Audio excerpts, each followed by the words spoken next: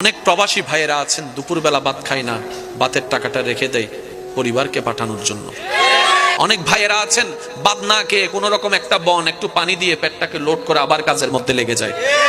ওই বাবাকে প্রশ্ন করেন, ওই ভাইকে প্রশ্ন করেন, কেন এত ওভার পরিশ্রম করছেন? প্রত্যেকটা পুরুষ উত্তর দিবে, আমার জন্য নয়, আমার একজনের পরিশ্রমে যে 5 জনের পেট ভরছে তাদের জন্য। সুবহানাল্লাহ।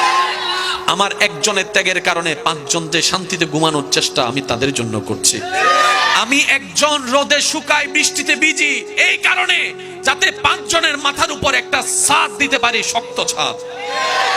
আমি একজন পরিশ্রম করি, আমার শরীর, আমিও তো একটা মানুষ, আমারও তো শরীরের একটা রথের পাওয়ার আছে, একটা লিমিটেশন আছে।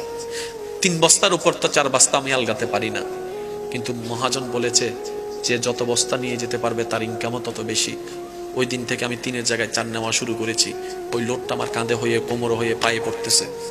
আমি জানি আমার ডিউ কমে যাবে, তারপর আমি সব ত্যাগ দিচ্ছি শুধু পরিবারের মুখে একটু হাসি ফোটানোর জন্য।